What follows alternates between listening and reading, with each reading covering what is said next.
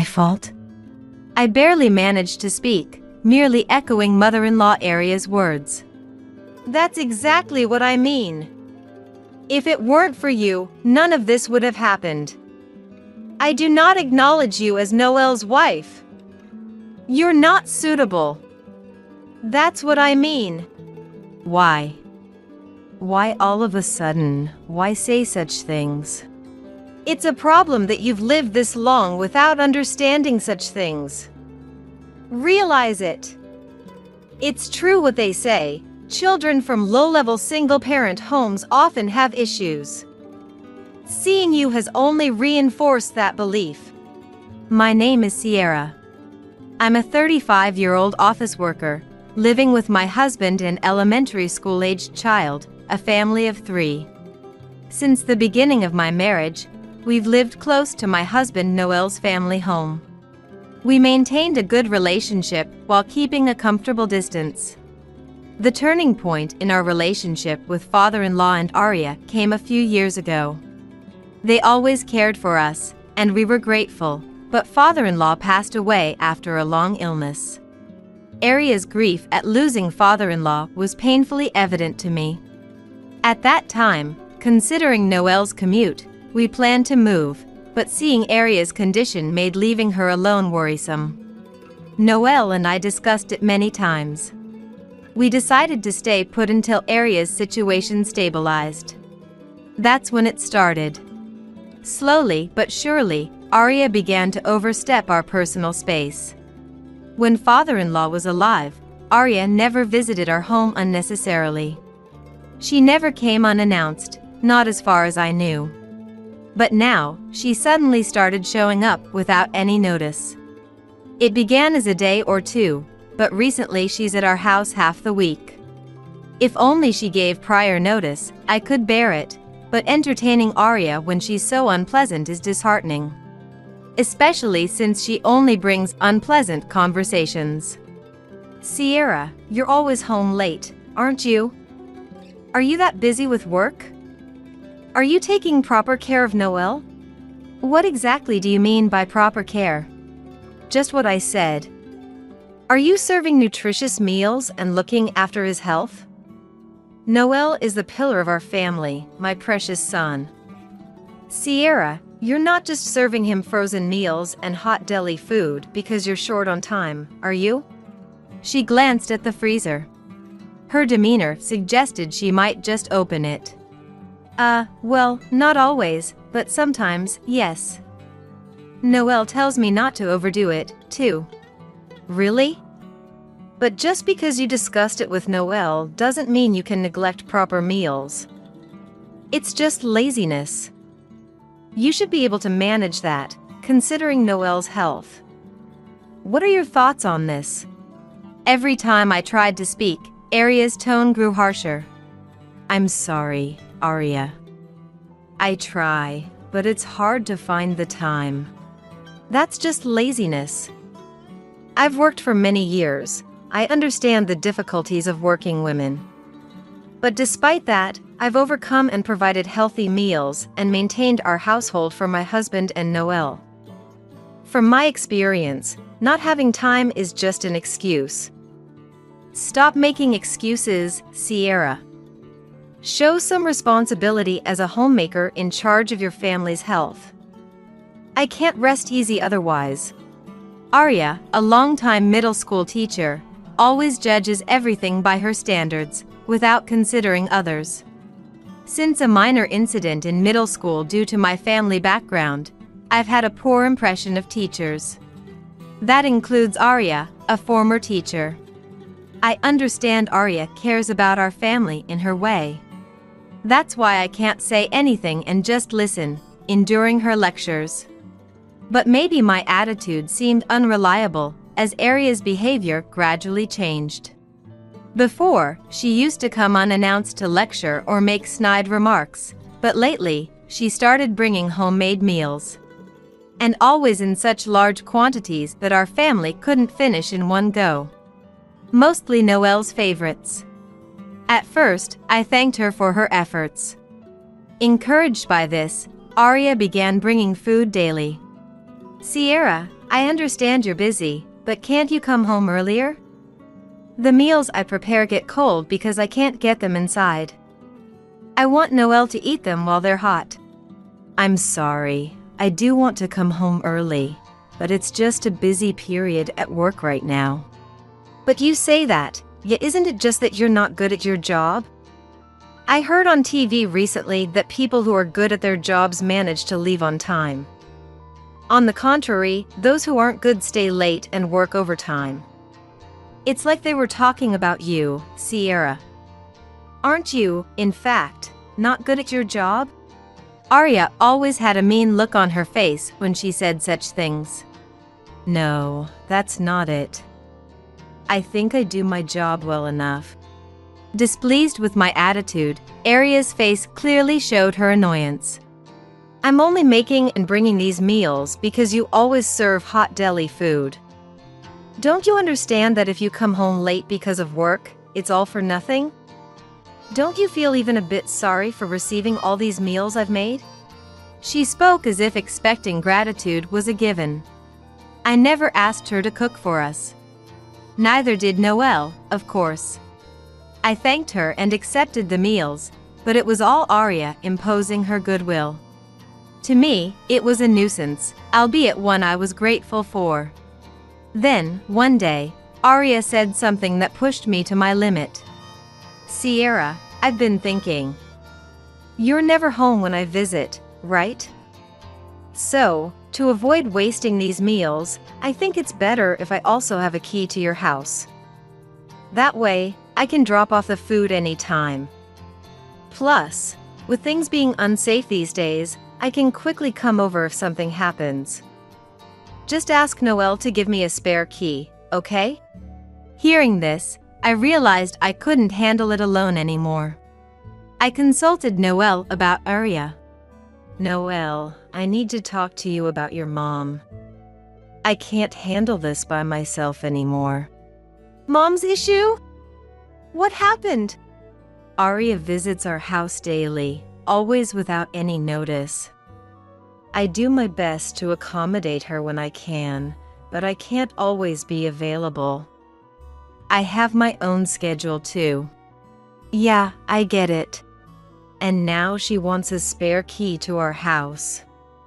It's hard enough as it is, but if she can enter when we're not home, that's unbearable. If we give her one, she might start coming over all the time. Just the thought is frightening. I'm sorry to speak this way about your mom. Seriously? Mom said that? I don't like the idea of her coming in with a spare key either. Okay, I understand. It might be hard for you to say, so I'll talk to her clearly about it. Noel was sympathetic to my concerns and promised to talk to Arya. I hope this makes things better. Relieved, I was glad I talked to Noel. The next day, while I was at work, Arya called. Sierra? What time will you be home today? What do you mean? Well, I made too much beef stew, Noel's favorite. I thought I'd bring it over. So, what time will you be home? I see. In that case, I should be home a little after 7 o'clock, so I'll definitely be there by 7:30. All right. I'll come around then. Thanks. It might have been the first time Arya called before visiting. Noel must have talked to her already. I was impressed by how quickly things changed. But honestly, I didn't just want a call before visits. I wanted her to stop visiting altogether. That was my true wish, but for now, I was genuinely happy she called in advance. Arya's visit frequency didn't change, but she started calling beforehand. That alone significantly reduced my stress. However, after a while, I noticed something odd. I started running into Arya more often when I was out. At first, I thought it was a coincidence. Like when our family went shopping on the weekend, or when I went to buy toys with my child, or even bumped into her at the station on a weekday evening. Meeting her this frequently seemed too much for coincidence. But strangely, nothing more happened. We'd bump into each other, exchange greetings, explain what we were doing, and that was it. It never led to anything else. Maybe that's why, before I knew it, I had become accustomed to this situation. On one holiday, while this was going on, we decided to clean the house before the delivery of a sofa set Noelle had wanted for a while. We planned to place it in the living room, so that was our primary focus for cleaning. But before we knew it, both Noelle and I got carried away and started cleaning the kitchen and bedroom too. It was a completely accidental discovery. In a corner of the bedroom, there was an inconspicuous outlet that seemed unlikely to ever be used. Only a double outlet adapter was plugged in there. I didn't remember buying it, nor placing it there. Noelle didn't recall it either. Both of us felt something was off. Without saying a word to each other, we started checking all the outlets in the house. We found one mysterious outlet adapter each in the kitchen and living room, and another in the bedroom, making 3 in total. By then, we had a feeling about what it might be. But we were too scared to put it into words. It's like those things you see on TV sometimes, isn't it? Who would do this, and why? Where's the banking card? In the middle of my sentence, Noelle suddenly asked about the banking card. What? I was confused, not understanding what Noelle meant. Noelle, noticing my confusion, asked slowly and clearly. Is our banking card here? Has it gone missing? Noelle, too, seemed to have his own thoughts on the matter and quickly checked. After confirming the banking card was safe, Noelle put his finger to his lips and quietly moved us to the living room. We might be bugged, so it's better not to talk about it there. We should be safe here, it's far enough. He said this to reassure me. Should we call the police in this situation? As I was about to call the police in a panic, Noelle stopped me. It's good to report to the police, but let's wait. Reporting without knowing who did it might just waste time. I have an idea. We can report it after that. He then shared his plan with me. Honestly, upon hearing it, I wanted to report it immediately. But Noelle seemed to have a hunch. That night, we put the double outlet back in its original place. Wrapped in newspaper, with a fan blowing on it continuously. At 2 a.m., the front door quietly opened. A figure quietly entered and headed straight to the living room. Entering the living room, the figure picked up the double outlet, inspecting it closely. We captured all these actions on camera, and without any warning, turned on the living room lights. The figure panicked at the sudden light. I was momentarily stunned upon seeing the person, but it also felt expected. It was Aria. So, it was you. We need an explanation, Mom. Noelle spoke calmly, but there was an underlying anger. But Aria turned her anger towards me instead. Sierra, what is this all about? Even in this situation, she seemed not to understand her position. I just came to check on something, and now even Noelle is looking at me like that. What's going on? Don't play dumb. What were you checking by sneaking into our house in the middle of the night? What does it matter? More importantly, why are you two so angry with me? You still don't get it? This was all my husband's idea. We're the ones asking for an explanation, not you, Aria. If you have something to say, answer our questions first. Sierra's right. If you're going to play dumb, we'll call the police. Understand? Noelle spoke coldly, and Aria's attitude shifted as if she realized there was no other way. Reporting to the police? That's an overreaction. We're family, there's no need for such formalities. This is all a misunderstanding. So, let's not make a big deal out of it. A misunderstanding, you say? Then you'd better explain yourself clearly to clear it up, unless we are not convinced. Still claiming it's a misunderstanding at this point? There must be a good reason for it, right, Mom? Well, it's just, loneliness. I was lonely, so I did it. Lonely? So you were bugging us? And you expect us to accept that? All this time, Aria's unannounced visits and frequent encounters when we were out were because she had been eavesdropping and monitoring our movements. Unaware of this, I struggled with the invasion of my personal space by Aria and even blamed myself, thinking I had a problem for not being able to handle it well. I had pushed myself almost to my limit. But it was all because Aria had been eavesdropping. I felt a mix of relief that it wasn't my fault and anger towards Aria's actions, which made my tone and attitude towards her naturally harsher. Do you really think that reason is enough for us to be satisfied? What you're doing, Aria, is absolutely inexcusable. Don't you understand that? Sierra's right, Mom. We can't accept that reason, and we can't forgive what you've been doing. I hate to say it, but what you're doing is wrong. If things continue like this, we can't have a relationship like before. Wait, Noelle. I'm your parent. How can you say such terrible things to your own mother? You weren't like this before, were you? Aria's face was like that of a forlorn stray cat seeking pity from a passersby. But Noelle was even colder and more distant. Who's causing this, Mom?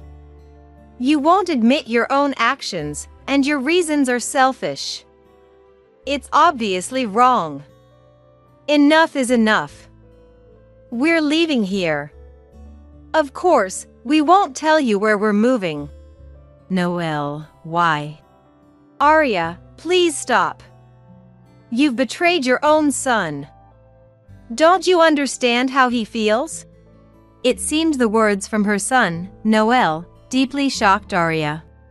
She was visibly shaken and flustered. All I wanted was to hear an apology from Aria, for her to admit her wrongdoing and then discuss what to do next. But as soon as I spoke to Aria, she glared at me with intense hostility. Quiet. You've been saying whatever you want. It's all because of you that I did this. If you hadn't been here, I wouldn't have had to do any of this. If only you hadn't married Noelle. I couldn't comprehend the sudden outburst from Aria. My fault? My fault? I managed to speak, only echoing Aria's words. That's exactly what I mean. If it weren't for you, none of this would have happened. I do not acknowledge you as Noelle's wife. You're not suitable. That's what I mean. Why? Why say such things so suddenly? It's a problem that you've lived this long without understanding such things. Realize it. It's true what they say, children from low-level single-parent homes often have issues. Seeing you has only reinforced that belief. Noelle, finally catching up to the situation, hurriedly tried to stop Aria. Mom, what are you saying all of a sudden? Do you realize what you're saying? Yes, I understand perfectly. I thought you would feel constrained by marrying a woman from such a low-level family. That's why I was monitoring, to prevent any problems. It's all for your sake, Noelle. We were baffled by Aria's sudden confession. Especially Noelle, who seemed to be seeing this side of his mother for the first time.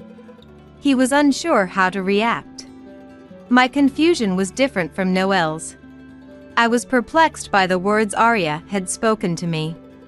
I had heard those words before. Why had Aria spoken them?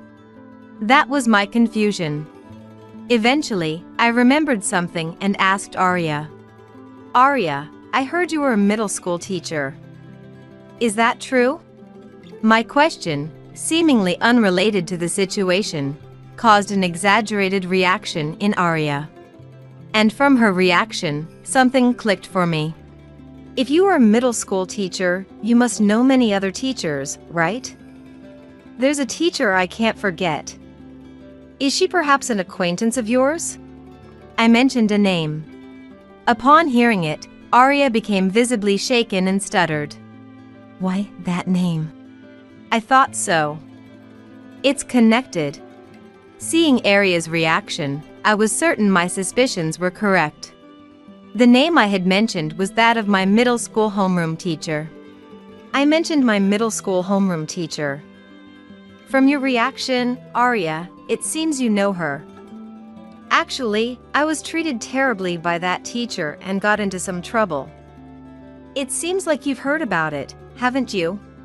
The trouble with my former teacher was related to my family background. My parents divorced when I was in elementary school. I was taken in by my mom.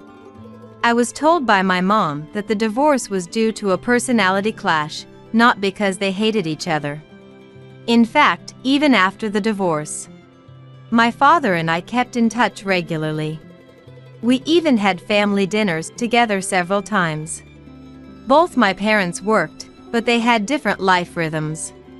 There were many mismatches, so they decided it was better to live separately for both of their sakes.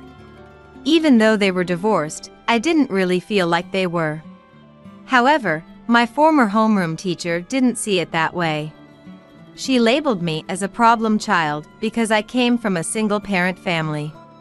Children from low-level single-parent homes are often problematic. I was told that directly. No matter how much I tried to explain, she wouldn't listen. To make things worse, she had a troublesome way of managing the class. She believed in uniting the class by targeting one student. By making one student the scapegoat, the rest of the class would come together. She believed in this method, and I became the target. The reason was simple. I was raised in a single-parent family. Perhaps she thought it was okay to do anything to a problematic child like me. Of course, I couldn't accept such reasoning and resisted desperately. Because one of the reasons was my parents' divorce, I couldn't tell them about the treatment I received from the teacher. Resisting as a middle schooler wasn't easy. When I was cornered beyond my capacity, I finally opened up to my parents. I told them how the teacher was treating me. Fortunately, my parents acted quickly upon hearing my story.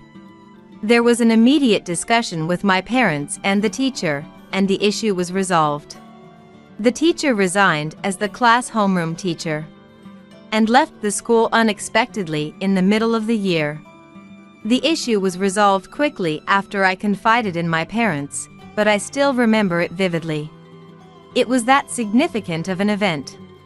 That's why I reacted to Arya's words.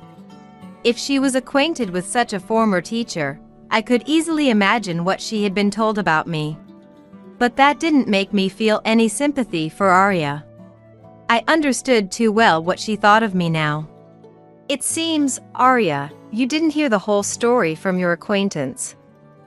If you had, you wouldn't have done such a thing. The whole story? What are you talking about? Yes, I was raised in a single-parent home with my mom. But you might not know that I was frequently in contact with my father. Indeed, my parents divorced due to personality differences, but there was another reason: their work. And, by the way, my father is a lawyer. Maybe I'm telling you for the first time, but I am a lawyer's daughter. Knowing that someone related to legal expertise is involved, you can understand what your actions mean, right? What? No, that's a lie! Who would believe that? My former teacher reacted the same way when I told her. You two are quite similar. I didn't hear anything. I haven't heard such a story, no. Of course, no one shares inconvenient truths with others. It's natural. Arya's attitude changed completely from her earlier confidence. No one could imagine being bugged by someone whose relative is a lawyer. It's obvious how dangerous that would be for oneself. If I tell my father about what you did, you understand what might happen, right? It could become a bigger issue than you think. Stop! Please don't say that! Please, I beg you, don't tell anyone about this. Please, I beg you. If that's the case, then answer our questions, okay? Yes, I'll answer. Please, I beg of you. So, you heard everything about me from that acquaintance? Yes, that's right. When I mentioned your name, they seemed to know and then. And they started telling you about it? Yes. I thought if I found a weakness, I could somehow get Noelle to divorce you. I see. That's clear now. I thought this was probably her true intention. From Aria's demeanor, it didn't seem like she had anything else to hide. At the same time, I was somewhat shocked to know she thought this way about me. Mom, I have no intention of leaving Sierra, just so you know, Noelle said to Aria in a firm tone. I don't understand what you dislike about Sierra or why you did this, and I don't want to know, but Sierra is an important wife and family member to me. Unfortunately, I think it's better if we don't meet anymore to protect my family. That's it. Yes. Aria could barely respond to Noelle's clear declaration of cutting ties. Understandably overwhelmed by his decision. The next day, at Noelle's insistence, we reported the eavesdropping to my father and the police. We also sent a warning to the former teacher through my father. Surprisingly, the former teacher had no knowledge of Aria's actions. However, given that the teacher's remarks had led to this situation, we strongly demanded she never speak of it again. I can imagine how formidable my father must have been in his anger, but she must have been frightened enough of him. We even received a written pledge that she would never involve herself with us again. After ensuring all these matters were resolved, our family moved. We chose a location near Noelle's workplace but didn't inform Aria at all. As a precaution, we blocked Aria's contact information. Not just me, but Noelle did the same. I heard from neighbors near the in-laws' house that Aria, who had been a long-time educator, had a good reputation. Still, her deeds became widely known when the police got involved. Rumors sparked more rumors, and Aria began to be viewed coldly by everyone in the neighborhood, eventually being left alone. Now, Aria is said to be living alone in her house, with no one visiting her, almost unrecognizable from her former self. Even after hearing about Aria's current situation, I had no intention of forgiving her. In my mind, I've resolved to act as if Aria never existed from the start. Now that I have no ties with Aria, I plan to cherish my family even more.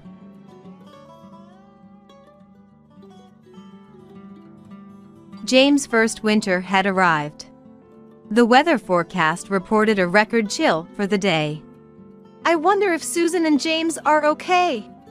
They were the first to come to mind, my son's wife and their newborn.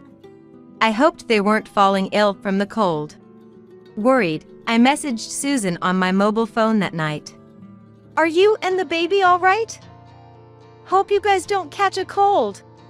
But after sending the message 2 or 3 times, not only did I not get a reply, but she hadn't even read them. She's serious by nature, so I hoped she wasn't overexerting herself. Waiting an hour more, I tried calling just to be sure, but again, no answer. Something must have happened. Without a second thought, I threw on a thick jacket, rushed out of my house, and drove to my son's family's apartment. Ringing the doorbell yielded no response, and I imagined Susan collapsed inside. I immediately called the apartment manager to have the door unlocked. No lights were on inside, only the faint intrusion of streetlights. Groping along the wall, I relied on memory to find the switch. But no matter how many times I flipped it, the electricity wouldn't come on. What's going on? Anxiety and irritation were about to make me explode. Reluctantly, I lit up the interior with my mobile phone's light as I stepped in. Susan, are you there? Perhaps they were just out. As I was about to turn back, I thought I heard a baby's cry from the direction of the bedroom.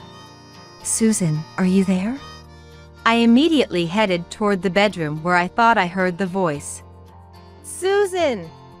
There, Susan was shivering from the cold, wrapping the newborn James in a blanket, trying desperately to protect him. What happened?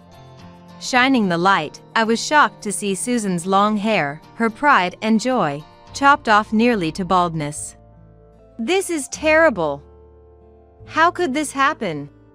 My name is Elizabeth, and I am 61 years old. I have worked as a hairdresser for many years in my home-based salon.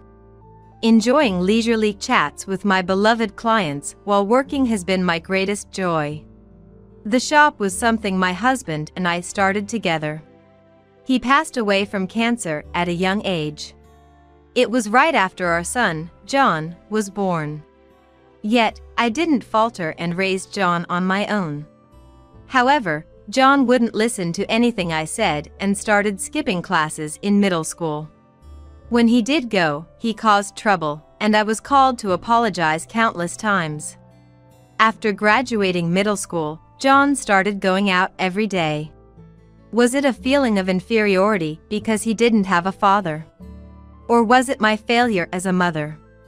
Unable to find an answer, I was always worried about John's future. So when one day, out of the blue, John said, "I want to be a hairdresser," I wondered if I was dreaming. What brought this on? "Being a hairdresser is cool, you know," John replied with a laugh. Kids do end up following in their parents' footsteps, no matter what they say. Regardless of the reason, I was happy to see my son finally showing interest in his future.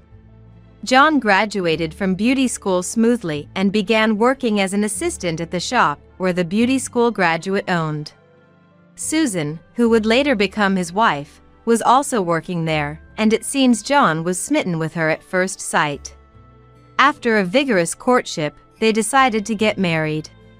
John introduced me to Susan with a confident expression. "I've decided to marry Susan." "Nice to meet you, I'm Susan." "You're a hairdresser too, right?" "I look forward to learning from you." Susan was a beautiful woman with a bright smile and long hair that suited her perfectly. "I hope we get along well." I liked Susan the moment I saw her. One day, a year after their marriage, John said he wanted to start his own shop. Though he hadn't been an assistant for long, John seemed to have gained confidence as a hairdresser. "I want to have my own shop and compete on my own skills as a hairdresser." Honestly, I was a bit anxious. I knew from years of experience that it's not easy for a newcomer to start their own business in this field. But I couldn't ignore John's serious ambition. "How much money do you have?" When I asked, John showed me his bank account with a slightly troubled expression and a sigh. Though his income as an assistant came in every month, he was spending just as much. This wouldn't get him anywhere near the financial stability needed for independence. Most of John's hard-earned income was squandered on frivolities. Perhaps I should have advised him to give up then, but instead, I smiled and acquiesced. "Don't worry about the money." Maybe I was trying to make up for the loneliness of not having a father around all these years. Truth be told, I hadn't touched the life insurance money left by my late husband. "For John's sake, I'm sure you will understand." As I gazed at the photo of my late husband, I spoke to him in my heart. Since Linda, who is well-versed in real estate, was among the guests, I decided to consult her. "I think that place would be good for you." It was a property that had been used as a hair salon until 6 months ago, but the owner, being elderly, had apparently closed the shop. "The location isn't bad, so it might just be perfect for your son's startup." Furthermore, when it came time to start the renovation work, thanks to the help of other guests, the construction went smoothly. And the opening of the shop came in no time. I never thought you would become independent in such a short period. You better thank everyone. You can't do anything on your own, after all. I know that. I'm grateful to you, Mom. After that, I entrusted John with the bank account containing the remainder of my husband's estate. The purchase and renovation costs of the property turned out to be unexpectedly low, so more than half of my husband's estate was still left. This is a gift from Dad to you. Use it carefully for business expenses. Don't ever waste it. Yeah. I'm not a kid, I know without being told every time. John chuckled, somewhat annoyed. Elizabeth, please rest assured. I'll keep a strict eye on John to make sure he doesn't use it for anything strange. I couldn't help but laugh at Susan's words. Regardless of John, having the reliable Susan helping out, I thought optimistically that I didn't need to say any more. I decided to watch over their business from afar. However, I soon realized that my thinking had been too naive. Susan, after finishing her work, would occasionally visit my shop to update me on their progress, and each time, her expression grew darker and more troubled. 3 months after my son's independent start, John is not focusing on his work, and it's causing problems. John? Why? At the beginning of the shop, John was also enthusiastic. He was full of spirit, and with his skills, the business was sure to prosper. But after a month, his smile disappeared, and he began to treat the customers coldly. This continued for 3 months, and the shop's reputation gradually worsened. Eventually, customers stopped coming. Hearing Susan's report, I was incredulous.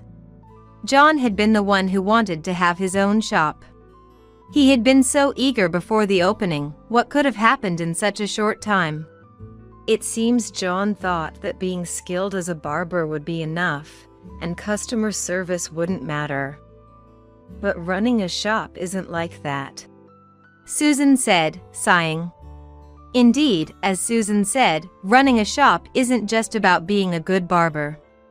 Being in the service industry, customer service greatly affects the business.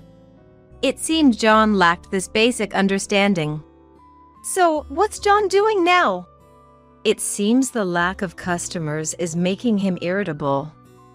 He's been drinking from the daytime. This doesn't allow him to focus on work, and even less so, attracting customers. For now, when customers do come, I handle them, but if the shop's reputation continues to fall, it will only get tougher. Susan looked like she was about to cry, but I felt the same way. I understand. I'll have a stern word with him next time. Thank you so much, Susan said politely, then brushed back her long hair. Your hair always looks so mesmerizing. I changed the subject to dispel the gloomy air. I've been growing this hair since middle school, Susan answered proudly. That long ago? Do you have a particular reason? Do you know about hair donation? Susan looked at me intently. Hair donation. I've heard of it, but I don't know much about it. Susan's eyes sparkled as she responded. It's about making wigs from real hair for children who have lost their hair due to congenital conditions, illness, or accidents. My goal is to grow my hair to donate to organizations involved in this activity. Don't you think it's wonderful to be able to help someone? I once read a magazine feature about an actress who was growing her hair for hair donation. And so I thought, maybe I could do it too. Susan, you're still young, but that's very admirable. I was overwhelmed by Susan's passion, and it deeply moved me. 6 months passed by since John and Susan got married, and that was when Susan became pregnant. Susan is serious by nature, and if I'm not careful, she tends to overdo things. Susan, this is the most crucial time. Don't overdo it. I repeatedly advised her. Every time, Susan would smile lightly and respond, "Don't worry. I'm doing my best within limits, consulting with the baby in my belly." But from what I could see, she hardly ever took a rest. Ultimately, Susan continued to work in the shop to support the household until just before her due date. But John's attitude, the father of the child, had worsened more than ever. What on earth was he thinking? Each time I received an update from Susan, I was reminded of my inadequacy as a mother. One day, after finishing work early, I went to see how my son and his wife's hair salon was doing and happened to meet John, who was just about to go out. "Where are you going?" Out for a drink. No customers are coming today anyway, John said, without any sign of hurry, laughing off his circumstances. The lack of customers had become a norm for John, and he no longer showed any effort to improve the situation. "You're about to become a father, you know?" Even when I criticized him, John, as if he couldn't be bothered, waved his hand as if shooing away an insect and mounted his motorcycle. "We're not done talking.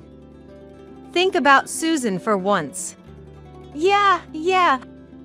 I'll do that when I feel like it." With a laugh, John started his motorcycle and sped off, cutting off my words. Upon entering the shop, I found Susan cleaning the floor. "Today, we managed to have one customer come in," Susan said, smiling brightly, but her face looked more haggard than one would expect of a pregnant woman. "Are you eating properly? Make sure you're getting enough nutrition." "Don't worry, Elizabeth. It's not for you, Susan. It's for the baby in your belly." I spoke a bit harshly, but I deliberately used a strong tone. Susan seemed to understand my real intention and responded with teary eyes. "Thank you. What's the use if the crucial father isn't there to support her at such a time?" I wanted to scream at John, who wasn't there, from the bottom of my heart. According to Susan, the shop's management was far from smooth. Yet, John was out every night, spending money without any limits. It was a mistake to hand over the bank account to that child. I regretted my judgment, but it was too late. Susan never neglected her hair care, no matter how busy she was. Gently stroking her belly, Susan said, "I want to teach the child about to be born the joy of being helpful to someone." Hearing that, it made me feel that I wanted to support her as much as I could. In place of my useless son, I decided to go to the apartment where Susan and her family lived to help with her chores. "I'm sorry for all the trouble." "Don't worry about it. You just focus on the baby in your belly. It was my fault for raising my son this way." Because of that, Susan was suffering. Maybe it was my way of trying to make amends, however small. At the end of summer, Susan started labor earlier than expected and was rushed to the hospital. Even then, John was unreachable, wandering somewhere. I kept sending messages to John, but no matter how long I waited, I got neither a reply nor even a read receipt. What on earth is he doing at such a time? Since both of Susan's parents had already passed away, I was the only one who could be there for her.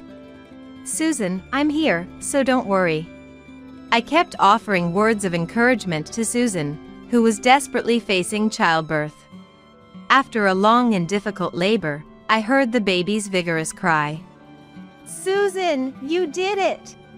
Tears welled up in my eyes, but John, who was supposed to be there, never showed up. My grandson James faced his first winter. The weather forecast reported record cold, as it was so cold that it was hard to get out of bed. I wondered if they were okay. The first thing that came to mind was Susan and the newly born James. I hoped neither of them had fallen ill due to the cold. Worried, I sent Susan a message on my mobile phone that night. "Are you and the baby all right? Hope you guys don't catch a cold." But after sending the message 2 or 3 times, there was no reply, not even a read. I worried that Susan might have fallen ill and become unable to move. I hoped her serious nature hadn't led her to overdo it. After waiting another hour, I called just to be sure, but the result was the same. Something must have happened. Without a second thought, I put on a thick jacket and rushed out of my home, driving to the apartment where my son's family lived. When I parked in front of the apartment, the house was enveloped in darkness. It's not unusual for families to spend the end of the year and the new year abroad, but I hadn't heard any such plans from Susan and her family. To begin with, they shouldn't have the financial leeway for travel. I rang the doorbell, but there was no response, and I imagined Susan collapsed inside. I immediately called the apartment manager to have the door opened. After thanking the manager who said they would wait outside, I stepped into the house. There was no light anywhere, and only the whiteness of the streetlights faintly seeped in. There should be a light switch right near the entrance, if I remembered correctly. Relying on memory, I groped along the wall to find the switch. However, no matter how many times I flipped it on and off, the electricity didn't respond at all. What's going on? Filled with anxiety and irritation, I reluctantly used my mobile phone's light to illuminate the room and said, "Susan, are you here?" There was no reply when I called out in the living room. Could they just be out? Just as I was about to turn back, I thought I heard a baby's voice coming from the bedroom. "Susan? Are you there?" I immediately headed towards the bedroom where I thought I heard the voice. "Susan!" Susan was shivering from the cold, desperately wrapping her newborn, James, in a blanket to protect him. "What happened?" When I shone the light on her, to my astonishment, Susan's once prideful long hair had been chopped short, almost to a buzz cut. Her eyes were red and swollen as if she had been crying for a long time. "This is terrible. How did this happen?" I took off the jacket I was wearing and draped it over Susan. "It's okay now. You don't have to force yourself, just tell me what you can. What happened?" Susan began to speak in a slow voice. John had continued to go out every day, just as he did before James was born. Eventually, they could no longer afford the electricity bill. Susan had reached her limit and scolded John, hoping he would show more responsibility as a father. But her hopes did not reach John. Enraged, John, finding practice hair-cutting scissors nearby, began to carelessly cut Susan's long hair. Susan initially tried to resist, but stopped, fearing any harm might accidentally come to James. "Now you won't dare show your face in public," John said, laughing. I was at a loss for words at my son's cruel actions. "Why didn't you tell me it had gotten this bad?" "I'm sorry, Elizabeth. I'm sorry." Susan began to blame herself again. "It's not your fault, Susan. I'm not blaming you. The one at fault is John. You did nothing wrong." Susan must have kept silent not to worry me. I hugged Susan tightly as she cried. This situation was the result of me spoiling John to the extreme. Filled with frustration at my own inadequacy and anger towards my son's inability to empathize with others, my heart was aflame. I took a deep breath and called John. "Mom, it's been a while. What's up all of a sudden?" "I just wanted to hear your voice after so long. How are things there? Are Susan and James doing well?" "Of course. Everyone's doing fine.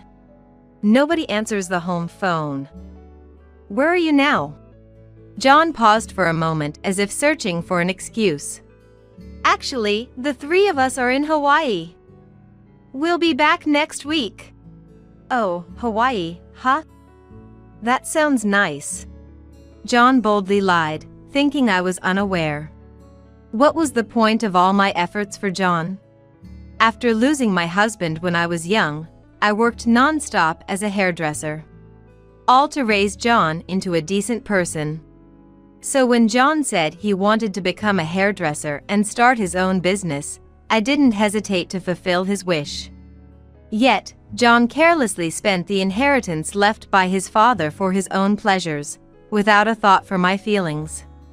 Even worse, he treated his wife and child with unimaginable cruelty. I could never forgive him. My expectations for John turned into disappointment. What would you like as a souvenir? Look forward to it. Anything is fine. You're coming back next week, right? Just come back safely. Hey, Mom, you sound a bit off. What's wrong? John seemed to be saying something else, but I hung up without paying him any further attention. I thanked the manager who was waiting outside the apartment and decided to take Susan and James back to my home. Then, I called everywhere I could think of. A week passed, and I received a call from John on my mobile phone. He was in high spirits, saying he had just landed at the airport. I'm back. I even bought souvenirs for you. John was trying to play the part of the dutiful son now, but my heart wasn't fooled. That's nice. I replied in a monotone voice, but John seemed oblivious to the change in my tone. Soon, a taxi stopped in front of me. Apparently, he had enjoyed his trip to Hawaii, as you could clearly see the tan lines from sunglasses around his eyes while he unloaded tons of luggage from the trunk. He took out keys from his pocket and headed towards the house where his wife and son were supposed to be waiting. He probably thought the door would open easily once he turned the key. However, no matter how many times he tried, the key wouldn't fit the lock. What's this? What's going on? John voiced his irritation.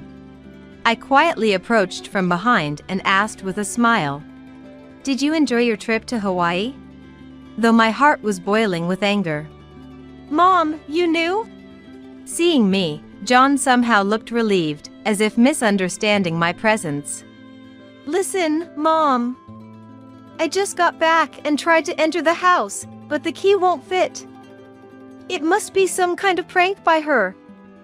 Susan must have done this because I went on a trip alone. He seemed to want to play the victim, blaming Susan. You left Susan and newborn James to go on a trip, and what were you doing? I've told you a million times. I was in Hawaii with my family. Didn't you just say you went on a trip alone? When I pointed out the contradiction, John was at a loss for words. To think you could lie about going to Hawaii with your family. Susan was, cut off from electricity, shivering in the cold, holding James close to keep him warm. And to cut off Susan's long hair she was so proud of. Don't you feel any remorse as a human being? That was bad, I admit. But I really need to get inside the house now. It's freezing. John showed no remorse, rubbing his arms for warmth. The cold Susan and James experienced was nothing compared to this. And your home isn't here anymore. I've canceled the apartment lease. You'll have to find your own place to live from now on. Canceled? Why would you do something like that? John panicked, but the apartment lease was in my name to begin with. Since we couldn't keep talking outside, I took John to a nearby cafe to listen to him. John sipped the coffee he ordered, probably not tasting anything. His face went pale as he shifted his gaze between me and the coffee. You were struggling to pay the electricity bill, yet you could afford a trip to Hawaii? About that? John grimaced, but eventually started to talk. He said he had been showing off to friends and female customers he met at the shop right after opening, using his father's inheritance to live it up. Such spending would quickly deplete even a large inheritance, something John knew well. Yet, after running through the inheritance, John continued to borrow money to buy gifts for his friends and take them on trips. The shop isn't doing well, yet you're quite the spender. Don't worry. I'm a professional hairdresser. If I put in the effort, customers will come, and I can support my family.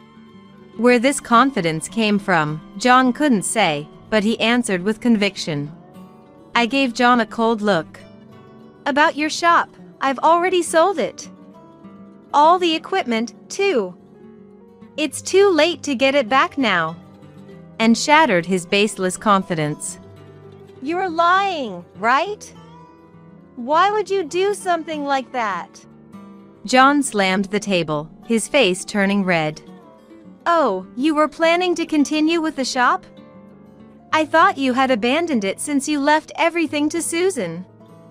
Besides, I bought the building and the land for the shop, and it's in my name. You have no right to complain now. So, my going out was all for attracting customers. I had it all planned out. John looked like a child about to cry because he couldn't get the toy he wanted. If you're so confident in your skills, you'll bounce back quickly. I coldly pushed my son away, leaving only the money for the coffee on the table before exiting the cafe. A month passed. Susan and I avoided contact with John, but bad rumors naturally reach a parent's ears. After being rejected by me, John apparently turned to his friends, asking them for money. But those friends had originally gathered around John for his money. As expected, none of them were willing to help John now that he had lost his financial power. Furthermore, John was reported to the police for stalking female customers he had approached in his shop. Although he got off with just a stern warning from the police, he was thoroughly reminded of the value of personal connections. John then completely vanished from our lives. He's probably living alone and in fear of debt collectors by now. Everything that happened to him was all caused by him and no one else. My anger towards John isn't just about his reckless spending. What's unforgivable is how he neglected Susan and James, pushing them into a difficult life. And for cutting off Susan's long hair, which she had grown out and cared for over many years, for selfish reasons. That foolish act might have robbed unknown children of a brighter future, who would have eagerly awaited Susan's hair. As someone who also works with hair, John's actions are inexcusable. John will need a long time to understand the pain Susan has endured. Susan herself doesn't speak of her emotional pain, but it's clear she's hurt. She seems to keep her feelings to herself, not wanting to worry me. Wanting to help somehow, I asked my fellow hairdressers to make a wig especially for Susan. It won't make up for my son's mistakes, but please use this. Thank you, Elizabeth. Susan smiled and thanked me, but tears were rolling down her cheeks. Using my back pain as an excuse, I asked Susan to help out in the shop. Susan threw herself into work, as if trying to forget her emotional scars. When customers spoke to James, he would burst out laughing. Now, there are customers who visit the shop just to see James. Susan, gradually regaining her physical and emotional strength, has started to take steps towards divorcing John. The presence of Susan and James brightens and enlivens the shop. Drawn by Susan's cheerful atmosphere, many women, also raising children, started coming to the shop as customers. All right, let's work hard and do our best. Today, like any other day, the shop is filled with smiles. In the corner of the shop, James is sleeping soundly, making cute little snores.